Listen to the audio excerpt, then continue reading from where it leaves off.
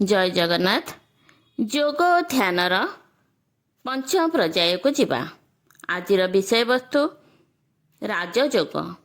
ध्यान मार्गी जोग मध्य राजयोग हेउछि सबुठारु श्रेष्ठ और सरल जोग बोली धरा जाए। सेथिपाई शरीर को कष्ट देवा बा अधिक परिश्रम करने को पड़ी न थाए। सेथिपाई गोटे परिष्कार ध्यान कोठरीर आवश्यकता थाए। सेही कोठरी रे ध्यान करिबा पाई एक कोमल आसन दरकार पड़ी थाए। ध्यान करिबा पाई निर्दिष्ट समय और कोलाहल ठारू दूरे रे रहिबा दरकार। गीतारे जोग विषय भगवान कहउचंती अनश्रित कर्म फलं कार्यहं कर्म करोति जह स सन्यासी च जोगी। अर्थ निजर कला कर्म प्रति जो माने अनासक्त किंतु कर्तव्य कर्म प्रति सजग दृष्टि रखि थांती सेही माने प्रकृत जोगी और सन्यासी अटंती। तेणु ध्यान करिबा पूर्वरु मनटाकू अनासक्त करिबाकू पड़िबो।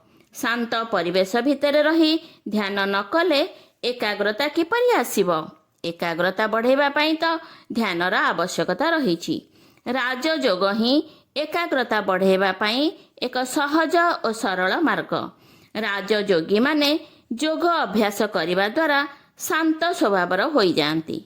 ए शांत स्वभाव ही चरित्र गठनर बहु परिमाण रे सहाय्य करे।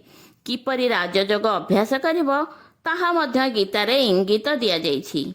गीता कुहे स्पर्शान कृतः बहिर्बाहः स्वचक्षुश्चवान्तरे भ्रुवः प्राणापानः समकृत्यां नासाभ्यंतरः चारिणौ। अर्थ समस्त बाह्य इंद्रिय भोग्य विषय वस्तु ठारू दूरे रे रही चक्षु बा दृष्टि को दुई भ्रू मध्य स्थिर करी नासा मध्य प्राण और अपान वायु को रुद्ध करी धीरे धीरे छाड़िबो। एही प्रक्रिया को राजयोग कुहा जाए। मनर स्वभाव हेउची एणे तेणे पळाइबा।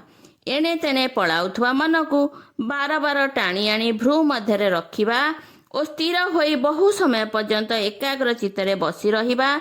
प्रतिदिन एहीपरि अभ्यास करिबा द्वारा आस्ते आस्ते मन शांत स्वभाव को चली आसिबो।